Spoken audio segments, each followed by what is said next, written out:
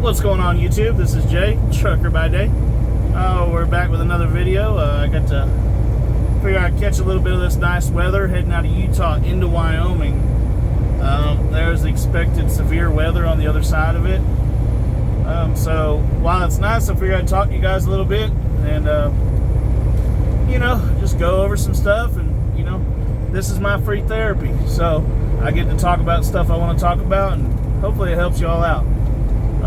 And I hope it does. That's the purpose of doing these videos, man. Just to kind of be somebody that's been through a lot of crap, and if we can get through it and I can help you, I'm gonna do it as always. But let's talk about how do you maintain a relationship while you're a truck driver, especially while you're an over-the-road truck driver. Now, there's a lot of different kinds, of truck drivers. Some of us, like me, I'm out quite a bit. I'm home about, probably about every 10 days, maybe longer, depending on my schedule. But that's not a lot of time. A couple days a month is not a lot of time to devote to a partner. And, I was married before. When I was still, I wasn't new in this, but I had never tried to maintain a relationship while I was doing this, because I knew it was hard. And every girl I met, how do you explain to them, like, I want to get to know you and take you out all the time, and I don't want, the other guy that lives here taking you out. I want to get to know you, but yeah, I'm not going to be home for 2 weeks. It's a hard sell. Man, it's hard. There are some amazing women out there that will tolerate it and will hold the line, but how do you find somebody you just met? How do you get them to hold the line, communicate with you, if you consider yourself dating, be loyal to you, and all that stuff? I mean, that's hard. That's hard for anybody, really. They're out there. There's somebody out there, I'm sure, that can handle that. Plenty of them. But, once upon a time I was married, and what I did is pretty early on, when I found out, she made a little backhanded comment to me, try to get my attention. And she said, I can't do this by myself, certain things around the house, and I really need you here. But that wasn't optional for me at the time. And at the beginning, when we got married, I was home a lot more, but I signed on to something I never should have, something that required me to be home way more than I wanted to for a new wife and a new stepson and all that.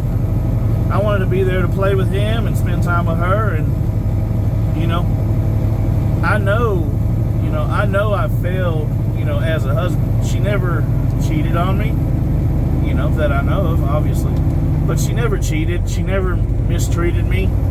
Half the time she was pissed off, she'd even throw a smile on for me just to make me happy. And she was a good wife. And,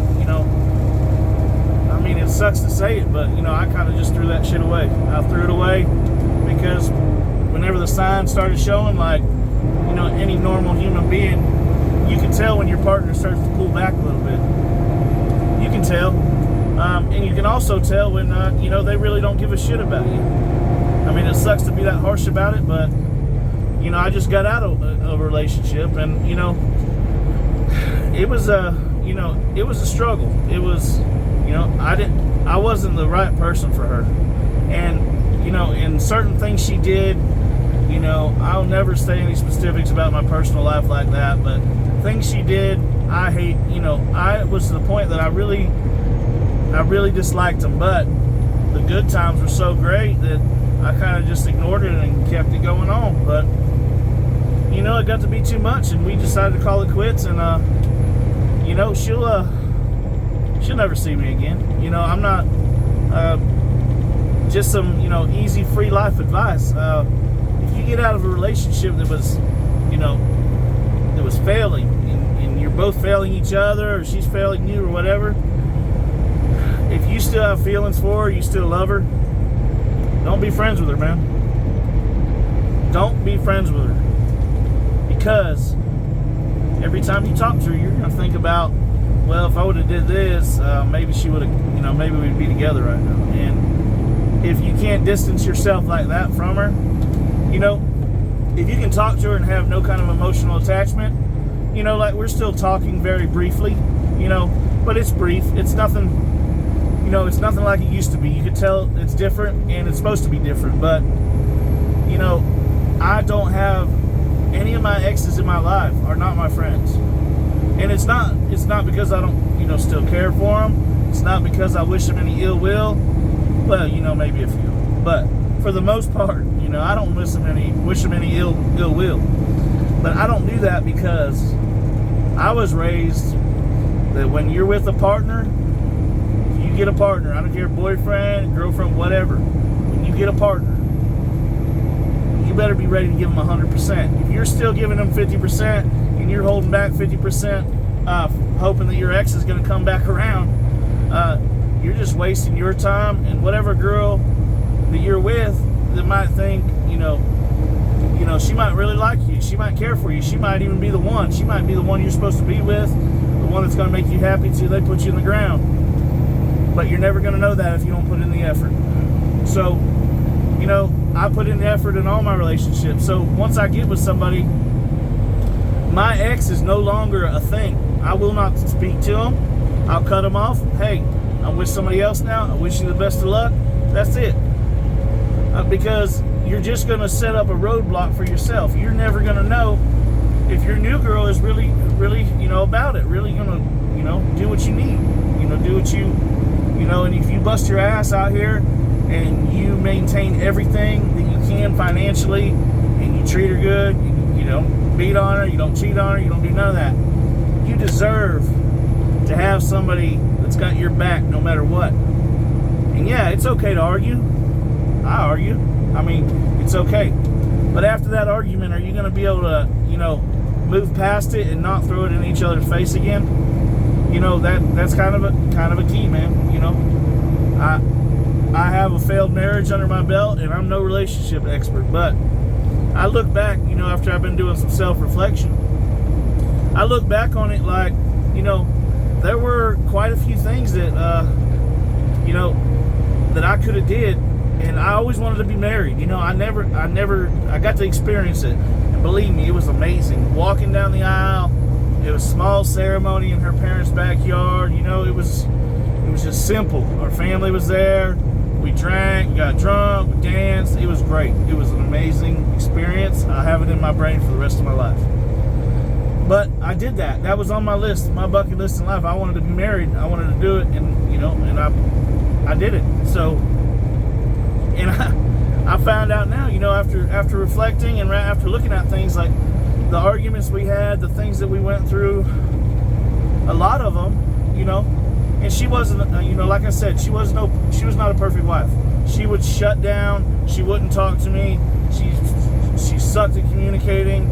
And what did I do? I just ignore her and just hope it'd go away. And eventually it got to be too much. And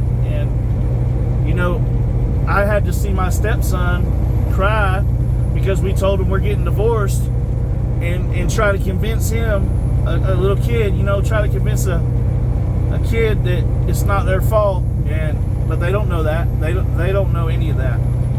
So the best advice I can give you, honestly, as another worker out here trying to make it in the USA, trying to work, the best advice I can give you is, don't get married unless you're ready to give them 100%.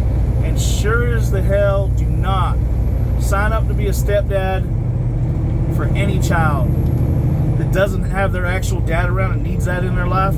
Don't you dare sign up for that. That is more of a regret than anything. I signed up to be a father figure to a great kid. I called him my son, and believe me, it was bad. It hurt way more than knowing that I didn't have a wife anymore. Knowing that someday in his life, he might think that our split was because of something he did, and you can't help that. I mean, some kids are going to have that thought regardless. So just be ready. You want to commit, you want to find a great one. When you find one, give her 100%. Listen, within a few months, you're going to know right away. Don't do what I did and say, well, I don't like this, this, this, and this. Like 4 or 5 things in the first couple months and be like, no, it'll be fine. No. Give them 100%, but make sure you're getting 100%. And just be safe out here, man. You know, you need to be secure with your home life. Also, you know, that helps your work life. It keeps you safe out here. But, you know, I love you guys, and just take your time. You'll find the right one. You know, I'm still confident. I guess you could call me a hopeless romantic, but I'm still thinking there's a great woman out there for me somewhere. I don't know. If I ever find her, I'm sure I'll let you guys know about it. But we're going to be rolling along. We're going to hit some nasty snow, but, you know, I hope it helps you guys. Just a few little tips and stuff, and a little bit about my life. So thanks for my free therapy session of the day. And you guys want to travel a little bit, subscribe. And if I can help you all out with anything, I will. This is Jay, Trucker by Day. I'm out.